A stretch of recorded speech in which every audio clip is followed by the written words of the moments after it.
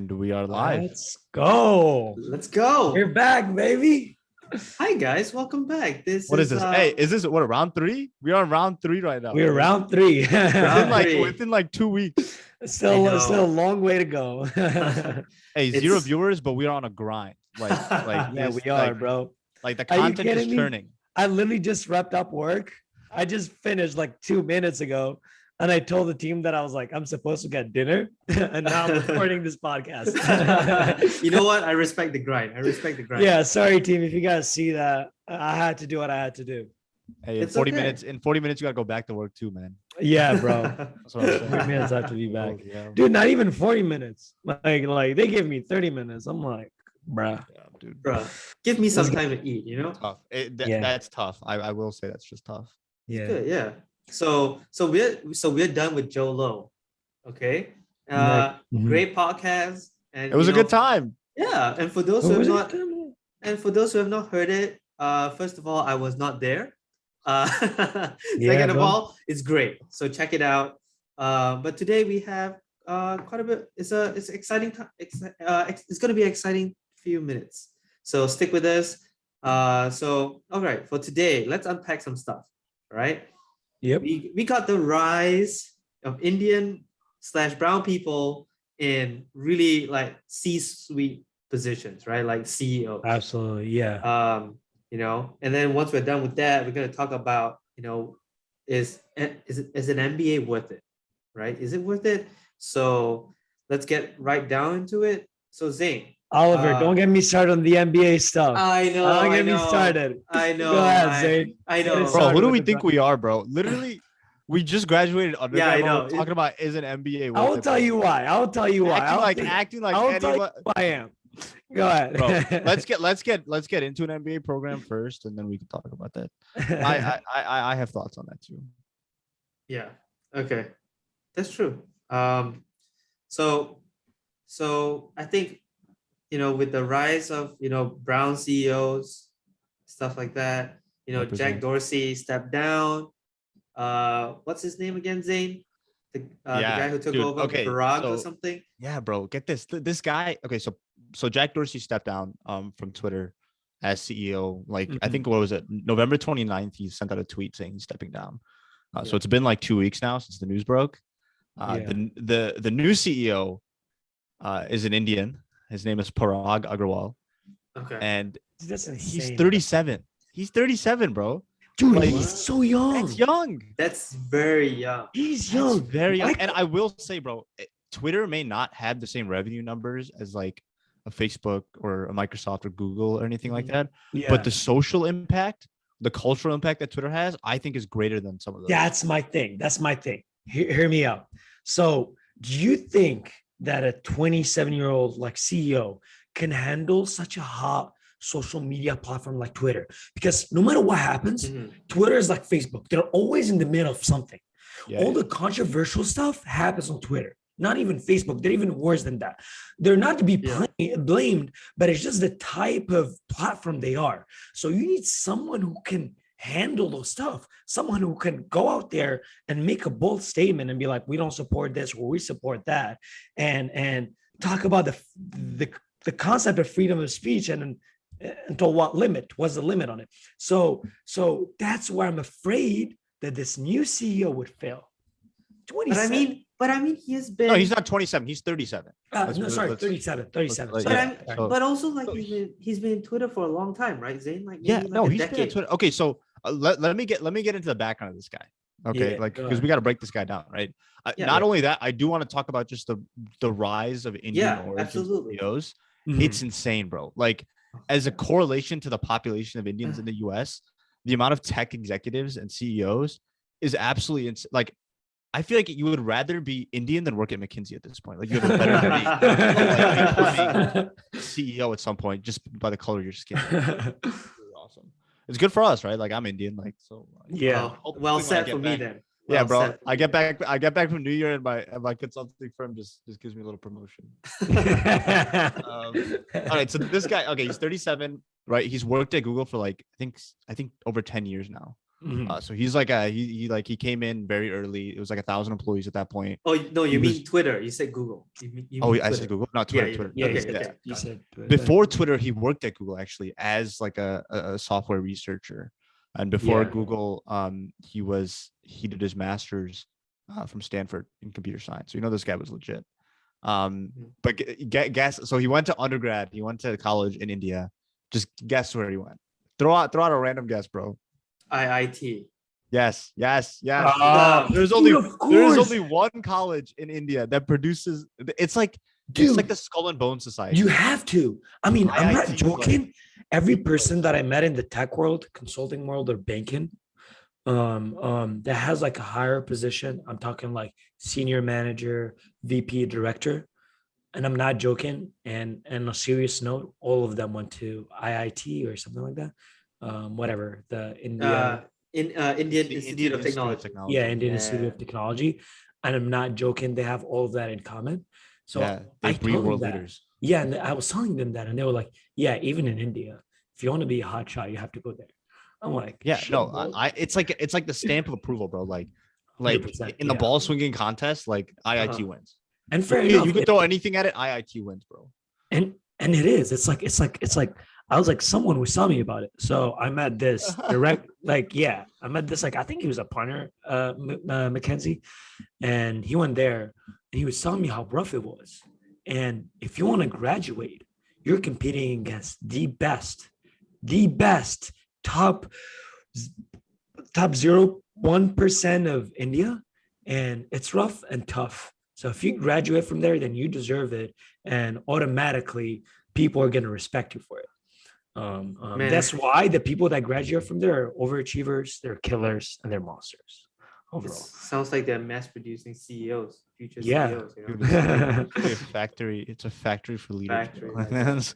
That's what it is. But I will say it's mostly engineering talent, which is important to know. Yeah, absolutely. Because that's where a lot of these guys they have technical chops. Like they're not just out here, on Twitter all the time giving their takes. They're down doing the dirty work. Like they're hands down, and you see that, bro. Like Parag has been has worked on so many different projects in Twitter, and recently, and this is honestly what people are saying. A lot of people are saying that he got really close to Jack because he's into blockchain and crypto projects, just like Jack is. And we can talk about this later too, because Jack Dorsey, what he's doing next is almost equally as important as a story as who's coming after him at Twitter, because he's going full Bitcoin mode. We can talk about that later. But going full beard mode too. Look at his beard. I know, dude. Bro, he's always been the beard, bro. He's like the James Harden of the tech world. Oh my god, he's always been the beard. What I will say about this, I love to see the representation, right? I don't know anything about Parag, and I've never heard of him.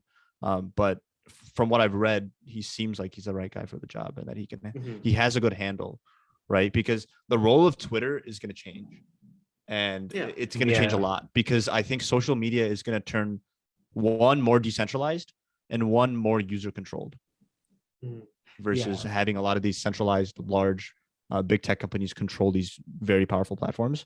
So he's like a very big proponent of that, right? So I think he will lead a good exodus into a more decentralized social media platform. Yeah, I mean, even though he's worked like 10 years in Twitter, right? But I think he's been working at multiple facets of the company. I read a little bit, and before, when he started out, he was actually on the advertising team, and then along the way on his journey, he's on the machine learning technology, and then he also improved the algorithms to make the tweets appear in user timelines more efficiently and more relevant. So I feel like he's definitely got the experience, right? He started out he started out in different areas of the company. And he that's what I'm saying. I think he is a good fit for what they bring. But I think the bigger story here, bro, is literally, give me a second, is the fact that the world's I feel like if it was say an African CEO or a South American CEO, everyone would be like the world's first big tech, you know what I'm saying? But the fact that he's an Indian CEO isn't even a thing anymore, because there's so many of them now where he's just this guy's the next one in line. That's my thing. Let me read you this list, bro, please. Microsoft, do it. Right? We know Satya Nadella. Google, we know Sundar Pichai, right? He's there. IBM just hired an Indian CEO. Adobe has something new. Mastercard, Novartis, PepsiCo had Indra Nooyi for a long time. Micron Technology, Albertsons, Diageo. Like these are this is just the beginning of the list, bro. Yeah. Financial services firms, Deloitte, Citibank, Cantor Fitzgerald, McKinsey and Company had an Indian CEO for the longest time until he went down on insider trading charges. That's a whole different conversation. But like when you see the amount of influence that Indians have in this space and the amount of representation they have is crazy. And today, and Ollie, you literally, bro, before we were recording this, Ollie texted me, he's like, bro, did you see this article? He sent me an article. The new CEO of Chanel, global luxury woman. Okay. Yeah, by the name of Lena Nair. And I'm like, what, bro? Like, that's insane. First of all, big congrats to her, right? Yeah, absolutely. Becoming a CEO of one of those powerhouse luxury houses. But it's the first Indian CEO at a luxury brand now, right? Yeah. At a retail luxury house, a very traditional one at that. Yes. And I think okay, so the point I want to make about this is that, like, obviously there's a trend here, right? There's a correlation between, and most of these people grew up in India. They went through the Indian school system and they came here for higher studies and then kind of entered the workforce or whatever it is. Yeah. Mm-hmm. There's 2 points I want to make as to why I hypothesize this is happening. And I'm sure many people have made this point. Mm-hmm. But what I think is happening is 2 things, right? One is the immigrants that are coming into America from India aren't just any immigrants, right? Like America runs on immigrants, right? Not even at its lowest levels of labor, but also at its highest levels of labor. Yeah, that's the American dream, Yeah, like, you know what I'm saying? So when they go out to India, to China, to Egypt, to any country around the world, right? They're gonna go and they're gonna get the best talent. So like, if you want to come into the country, you have to be 1 or 2 things. You have to be really, really freaking smart, or you have to have money. Those are your 2 tickets. Obviously, there's like lottery systems and like visa systems and stuff in place. But again, that's a lot smaller in comparison to the number of people that come here because of H-1B visas and university visas, as well as like monies, which is sponsorships, basically. Yeah. So when they're bringing people over, they're not, because India is a country of 1.5 billion people, right? And not all 1.5 billion of those people are as smart and as natural born leaders as these people are, right? The people that are coming here are your top 1%, your top 0.1%. So you're already just getting the cream of the crop. Now letting them run loose in a system where, you know what I'm saying? And that's the thing that a lot of people don't understand about like immigrants or like the whatever, like, since like they're like usually the common thing they have is it's across all these Indian CEOs is that they went to school and they lived in India. So they came here as immigrants. And once you're an immigrant, you don't come here to basically relax and chill. You got to make it. And believe me, like every day life and your environment is reminding you that you're in that rush of making it. You got my dad has a house here, so I'm going to relax and take a year off. Maybe I don't feel like having a part-time job because like I can save money if I move to my apartment space. There's no safety plan. Your safety plan is affording a ticket back home. So while having that in mind, so the fact that you're an immigrant and you have to make it, there's no plan B. Yep. And you're the top 1% of whatever country you're coming from. Automatically, you're setting up that person for success. Now you're for long term. It's not going to be a surprise when you see like, oh, there's a lot of immigrants who are CEOs. There are a lot of immigrants end up making like, I don't know, like they're more educated, they're more that because they have no choice. You either survive and live or make a living, or you basically die or go back. And it's going to be a failure. That makes sense because like think of us, right? Like to them, this is their opportunity, right? They know the value of opportunity. They're like, these kinds of opportunities don't come along. So I'm going to freaking take advantage of it as much as I can. Exactly. Whereas you have someone like me who's grown up in the United States with every luxury, every pleasure, anything I want at the tip of my hands, whenever I want it.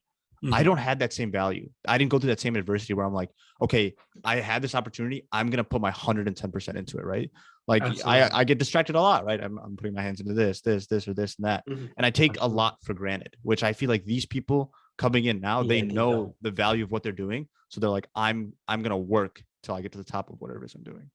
I do have like a story, like a funny, like short story. So and I had a really close friend of mine who went to China, right? And he was asking this guy, he was like, oh my God, like how do you guys like do it? He was there for a month for work and for like basically like a coding competition and everything. He's like, well, how do you guys do it? Whatever. Okay. And he pulled him to the side. He was like, okay, like I'll show you in the morning. And in the morning at 6 a.m., the guy woke up at 6 a.m. and he had to commute and everything. He showed him, he's like, you see like there was like a shit ton of bikes. It was like back in 2008 or 7. It was like a shit ton of bikes. He was like, that's why you have to make it, because there's so many people who are going after it.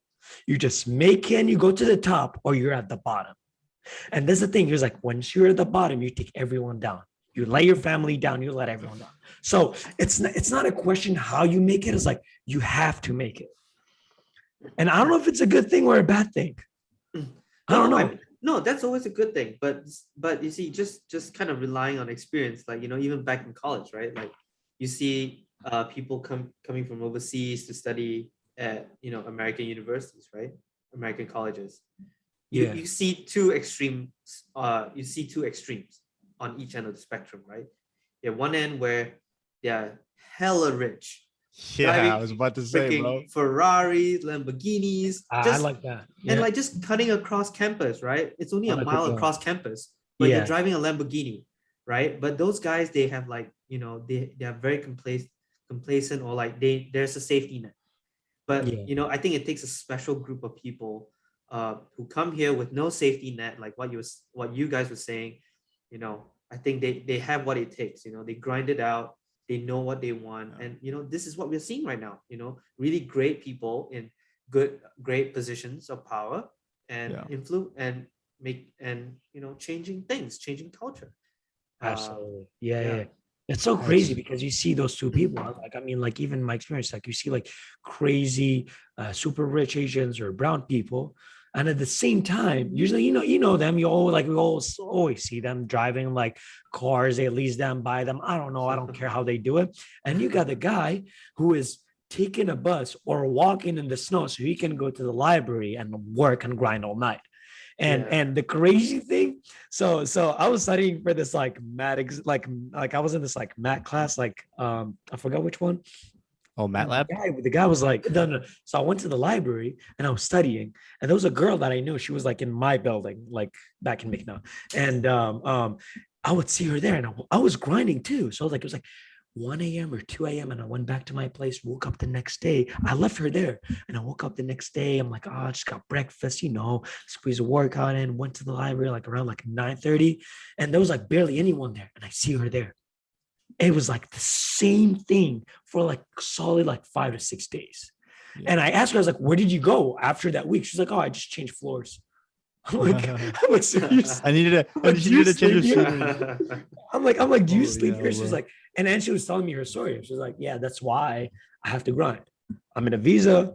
I need to get an offer. I got to make it. And these are the people who make it to the top. And that's why you see a lot of them end up becoming CEOs. Okay, but see, so the thing is that kind of discipline and work ethic, though, like that's hard to come by. Like I don't have work ethic like that. Like y'all. I mean, obviously, I was a business major, so like I didn't need a work ethic like that. She was in business. She was in business too, but still, I don't know. She might have been tripping, bro. I was like, bro, you can study like 15 minutes a month for this shit and get away with it. But I was talking to my dad about this, right? I was like, because I was like talking to my dad. I was like, after this Twitter CEO thing happened, I was like, because my dad he's probably in his mid 50s right now, and so a lot of these CEOs that are coming along are in the same kind of age group as my dad is, and he grew up in India, right? So I was like, what is like different about there than growing up here, especially in that time, right? Because growing up in India today is different than growing up in India in the 70s. Oh yeah. And so he was like, bro, two things. He's like discipline and work ethic. Like they ingrain that in you. He's like 8:30 to 4:30 p.m. I would go to school. And he's like, and in school, I didn't have choices. They didn't give you a choice. Oh, you can pick drawing 1, or you can pick cooking 3, or anthropology, or you know what I'm saying? He's like, everyone took the same classes.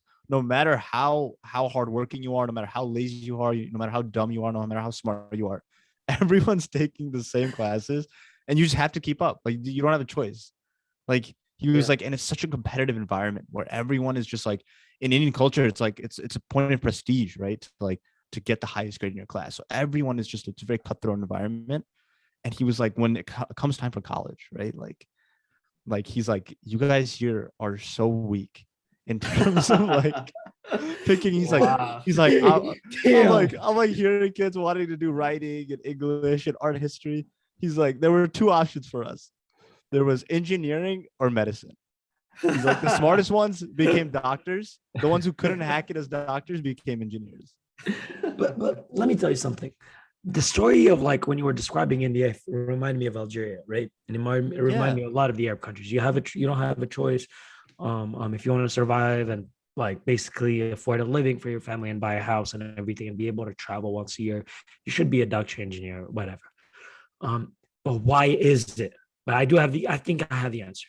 Why is the same environment as it is from like India or like some of like these like Middle Eastern Arab countries, African countries?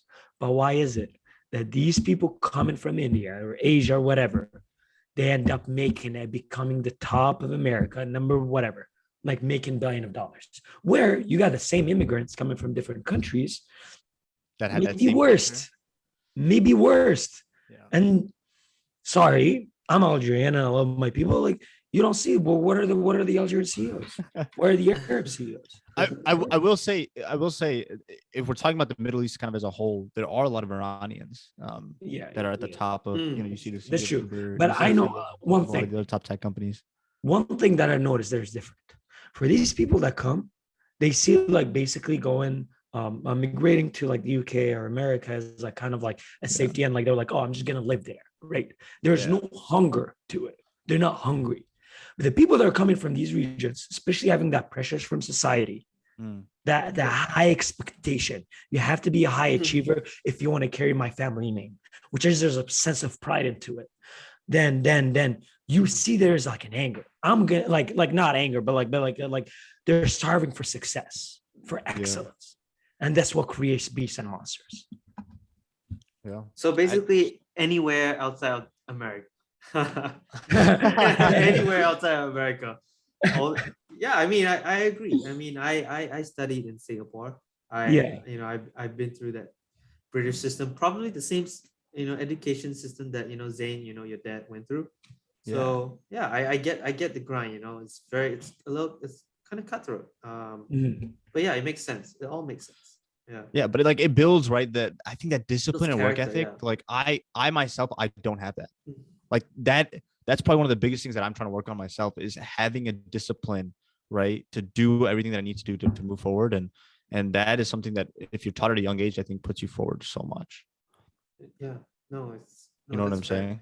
Well, I hated it, but you know what? When I came to college, I was like, I was very grateful for it. Yeah. But okay, so moving to the next topic. Yeah, we got to move on to the next topic. Yeah, we got to move on. I feel like we beat that one to a horse. But I will say, shout out to my Indian. Ollie, I hope to join you one day. I mean, congratulations, and that's the thing. Only respect for these people that made us CEOs. They deserve respect for them. That's good. That's a good thing. As long as they're doing good things about it. But I do have a lot of respect for their success and the things they've done. But yeah. Yeah, we all wish them the best. Yeah. All right, Zane, you were saying something? No. Move on. We can move on. Okay. So, right. The next topic is going to be about getting an MBA. Is it worth it? Oh man, I see that face, Omar. Bro, no, because like seriously, I was like, that was like a huge like fight, like not fight, mental fight that was happening inside of my mind. I'm like, should I do it? Should I not do it? So I started talking to people, and the people that told me not to do it, they had valid reasons. The people that told me to do it, it was just like, it was like BS overall. But go ahead, open it. You guys give your opinion. I'll try to shut up a little bit. Go ahead. Well, okay. So since I started topic, so MBA, I think everyone, it's Masters of Business Administration. I think anyone in America, if you want to get an MBA, I'm not you got to go to the best schools for it, right? absolutely. You want the best possible chance of a successful life. Yeah, Ivy League schools, MBA programs, right? Those are hella expensive. And I remember a point in time, I'm not sure if you guys had this, but I remember doing when COVID happened, right? 2020. And maybe you guys already had full-time offers, but at that time I don't think I had one yet. And I was really scared because I was like, man, like if I don't get a job during COVID, like should I just go back to school? Right? I think it made a lot of sense. Do you remember a lot of our friends? They stayed that extra year, that fifth year, to go to the what's that program called? MSIS? It's called MSIS, at IU. At IU. So a lot of them stayed behind because job opportunities were lacking and stuff like that. I thought about it a lot, but I was really lucky that I got a job, and I actually don't regret it at all. I feel like getting that work experience matters much more right now. I mean, in my opinion, I think just working right now makes more sense than getting an MBA. Maybe down the road I will, maybe not, but for now, not yet. Okay, so let me present to you the bull case, right? The case for why I myself would want to get an MBA, right? What I do agree with you is that an MBA doesn't have like the merits of things I'm actually going to learn. So I'm not going to go do an MBA to actually learn, because for one thing, grades, they don't give a shit about your grades in the MBA. Recruiters don't even ask for your grades, bro. They're not allowed to. They're all pass fail. Yeah, they're not allowed to. It's all networking. So it's all about just the network, right? Yeah. And one thing I do think the world is moving away from kind of, that prestige factor is what you need to move forward in life, right? Because I think that's a good thing that the world is moving away from that. But a lot of people that do MBAs, if you think about the type of person that does an MBA, a lot of them are coming out of high intense work environments, right? You think a lot of these consultants, these investment bankers, financial analysts, hedge fund people, right? Coming out of financial services and professional services firms, they are burnt out. And what an MBA can offer is two things: a killer network with some really, really fun people from what I've seen, and a vacation of 2 years where you get to travel around and do fun cases. Like, you know what I'm saying? Like, that might be like, if I work for 4 years at an investment bank and I'm freaking burnt out from working 100 hours a week, this is the perfect dream scenario. You know what I'm saying? My company is paying for me to go have fun for 2 years, and I get to go to Harvard. I get to go to Yale. I get to go to Wharton or Ross or Northwestern or whatever the school it is that you're going to, right? So you're essentially going to get a paid vacation, where a lot of them travel. Obviously, COVID that kind of puts the wrench in things, but a lot of them travel, and a lot of them make really, really good friends, and they have a solid network when they return to their respective companies, or go off to new companies and startups and things like that. I do agree with what you said, but that's my point of view. So if you're burnt out, right, and I do 100% say, I mean, like, I feel it. Like, these industries. Hey man, you 6 months in, bro. How can you say you burnt out? You 6 months in. No, bro, wait, you're not even 6 hell months. No, I can't do it. I can't. It's not I can't do it because of the burnout. I just can't do it overall. Like, it's super hard for me to work. Your heart's not in it, bro. I'm like, I don't consider myself an entrepreneur. I just like love that environment. I love everything about entrepreneurship, but like, it literally does not make sense to me why I would work for someone else. And I'm doing it, and like, still, like, every day I wake up, I'm like, what am I doing here? But yeah, answering the MBA question, I've talked to people, I've asked around, and that's my conclusion. You take a vacation, but it comes at a cost. So what I've been told is, like, if you want to get an MBA, you got to go to the top 5, not even top 10. Once you're talking about top 10, like, there's some irrelevant universities that, with all due respect, people don't care about. I come from IU, and people didn't even know where IU is. And so, like, you got to go to the top 5 business schools. And here we're talking about, like, it's going to cost you around $200,000. The company is going to pay for it. But that's the thing. Once the company's paying for it, you have to go back and work there for 3 years. So you're basically not free. Of course, you avoid the burnout. You're going to take a little break for 2 years, and you go back and work longer hours, because now they want you to become a manager. So I do 100% agree, without debate, with nothing, that it's because of the network. say whatever you want to say. College, you'll learn you don't want to learn. But if you go to Harvard, of course, you're going to meet the smartest people. If you go to Wharton, you're going to meet the people who are going to be CEOs and everything. You're going to meet Joe Low. Yeah, you got invited to his parties. I just want to go to a Joe Low party. Man. That's what I want to do. Like, not even his yacht, someone else's yacht. But that's my opinion. If it's because of the experience, go out there, join a startup, or work for someone else, or go launch your own project. It's not going to cost you as much. All that you would learn way more than an MBA. Because say whatever you want to say. Like literally EY just recently, I read an article in Wall Street Journals, and they were EY went public and they said they were they're not satisfied at all with the skills that their basically MBA grads came back with. They were not happy, and they were like, they were building, as I'm talking, they said that, I'm not sure if they're doing it or not, that they're thinking about building an MBA program internally that people will take because of this following reason. You cannot teach other people about business. It all comes down to experience. It all comes down to experience. I can teach you a lot about theory once you're down there and the stress level is high, and long out, like it's all about experience. So my point of view is the only reason I'll do an MBA is because of the network. Forgot about the break. I'll rather go travel and not have to worry about classes than going and take. Hey, but it's all about the shared experience, right? Like it is.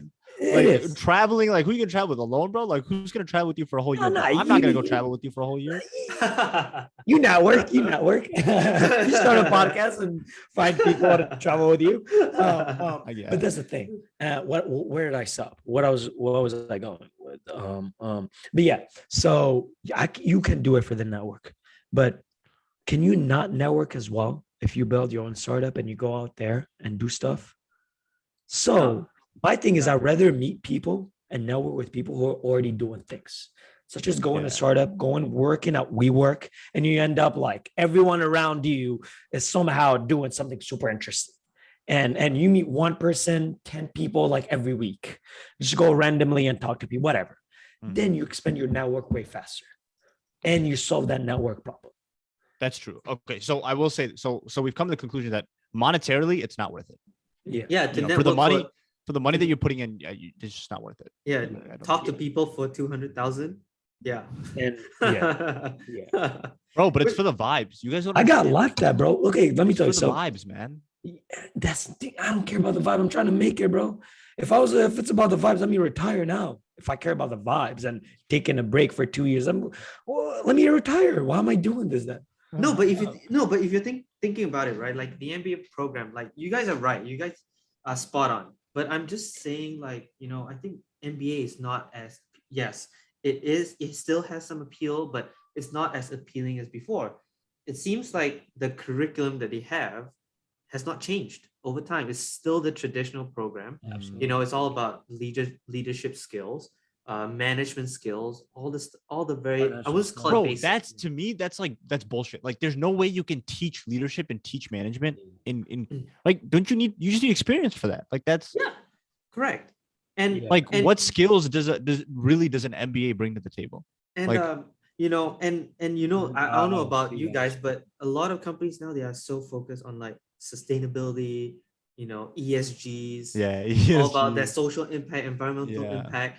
But funny enough, come on, I do believe in that too. But like, not whatever they write. Correct. He's like, bro, ESG is real, bro. ESG is real.